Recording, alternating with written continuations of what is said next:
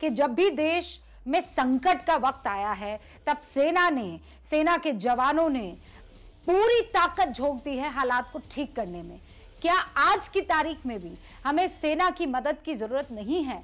और अगर है तो किस तरीके से सैनिक मदद कर सकते हैं? क्योंकि उनका डिसिप्लिन, उनका जिम्मेदारी को लेना, इसका मतलब यह है कि रिजल्ट 100% रहने वाले। इसका मतलब यह नहीं है कि मैं डॉक्टर्स को लेकर थोड़ा कम आशान्वित हूं। ये डॉक्टर्स नहीं होते तो हम आज यहां पर आपस में बात नहीं कर पा रहे होते, मोर्टेलिटी रेट ना जाने कहां पहुंच गया होता। शुरुआत डॉक्टर पात्रा आपसे कर रही हूं।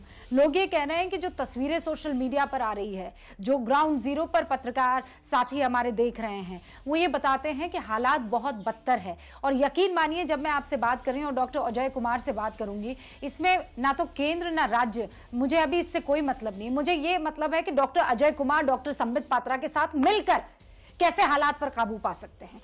रोड मैप आज आप दोनों के पास क्या है? डॉक्टर पात्रा, शुरुआत आपसे। देखिए, स्वाभाविक रूप से जो मेडिकल रोड मैप है वो तो हमारे इस पैनल में मौजूद जो दोनों डॉक्टर्स हैं, और इससे पहले भी आप जो तीनों देश के बड़े डॉक्टर नरेश त्रिहान, देवी सेठी जी और गुलेरिया साहब को दिखा रहे थे, वो दे ही रहे थे। मगर मेडिकल से इतर भी कुछ चीज़ें बहुत आवश्यक होती हैं। जैसे कि कल प्रधानमंत्री जी ने भी कहा कि अगर जब इतनी बड़ी आपदा आती है तो जो पहला मूल मंत्र होता है वो धैर्य का होता है। कभी भी हम पैनिक ना हो, हम धैर्य में रहें और स्टेप वाइज एक एक करके कदम उठाएंगे तो कहीं ना कहीं हम सफलता की ओर बढ़ेंगे। आज भी मैं अपने व्हाट्सएप को देख रहा हूँ, सोशल मीडिया को देख रहा हूँ, और एक बात मैं अर्ज करना चाहूँगा यहाँ पर।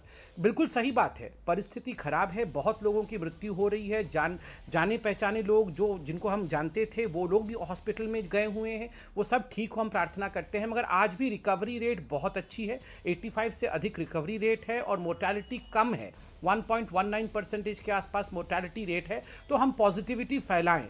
तीसरी बात है, हम फेक न्यूज़ इत्यादि पेडल ना करें। जैसे कि कल से एक न्यूज़ चल रहा था जिससे काफ़ी आफादाफी मची कि जो ऑक्सीजन था, हिंदुस्तान ने ऑक्सीजन बाहर भेज दिया, एक्सपोर्ट कर दिया। अब जिन वेबसाइट्स ने, जिन जर्नलिस्ट ने इस आर्टिकल को लिखा था, उन्होंने उसे टेक डाउन किया है और माफ़ी भी मांगी है कि वो इंडस्ट्रियल ऑक्सीजन के लिए था और मेडिकल ऑक्सीजन बाहर नहीं भेजा गया है। तो काफ़ी अफरा तफरी रही। मुझे लगता है ऐसा पैनिक नहीं फैलाना चाहिए। ठीक उसी प्रकार एक हफ्ते से एक पैनिक फैलाया जा रहा है कि सरकार ने जो इंश्योरेंस कवर डॉक्टर्स का था प्रधानमंत्री गरीब कल्याण योजना के अंतर्गत, वो इंश्योरेंस कवर को सरकार ने हटा दिया है। ये भी फेक न्यूज़ है, कोई इंश्योरेंस कवर नहीं हटा है। तो कृपया करके हम फेक न्यूज़ ना फैलाएं, हम पॉजिटिव रहे, डॉक्टर्स की बातों को माने। Okay, doctor Ajay Kumar.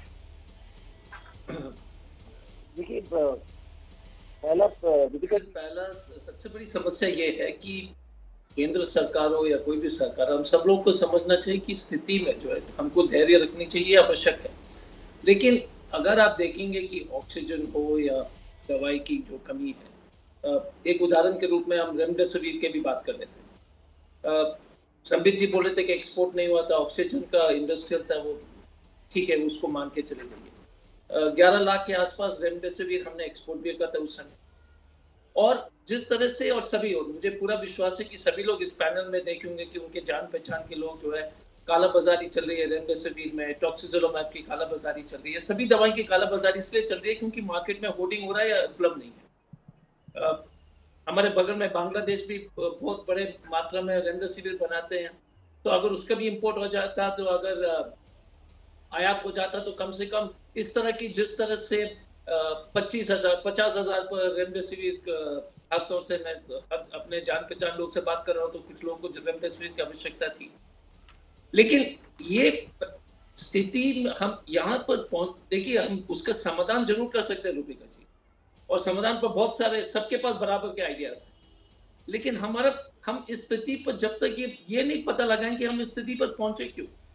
आप देख लीजिए, जैसे कि सरकारी हॉस्पिटल में ऑक्सीजन प्लांट बिठाना था 160 हॉस्पिटल में, टेंडर अक्टूबर में आप रिलीज करते हैं, अभी तक सिर्फ 32 हॉस्पिटल में ऑक्सीजन प्लांट बिठाया गया है।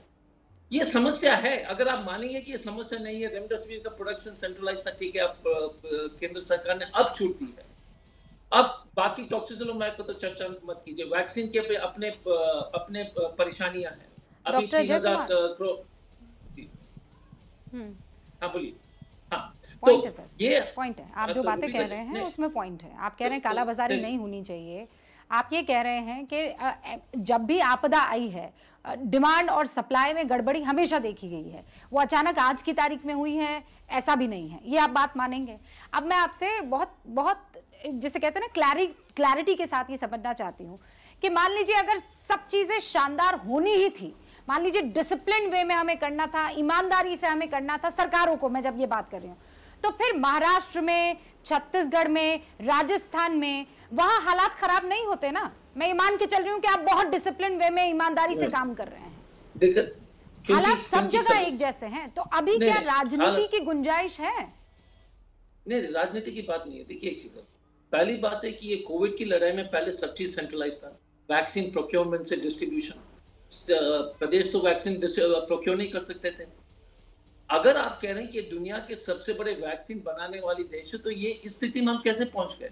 क्योंकि बाकी वैक्सीन मैन्युफैक्चरर्स कोविड के वैक्सीन बना नहीं रहे, और आप कंपल्सरी, और बहुत सारे आइडियाज देते, मनमोहन सिंह जी ने दिए थे, राहुल गांधी जी ने दिए थे, हंसते हैं ये लोग, हमारे ऊपर हंसते हैं, उसके बाद सबको लागू कर लेते हैं। अब बताइएगा कि अब सीरम इंस्टीट्यूट को पैसे दे रहे हैं, भाई हमने यही कहा था पहले, मनमोहन जी का चिट्ठी पर उन्होंने जवाब दिया था, उसके बाद सब चीज उन्होंने लागू डॉक्टर कुमार,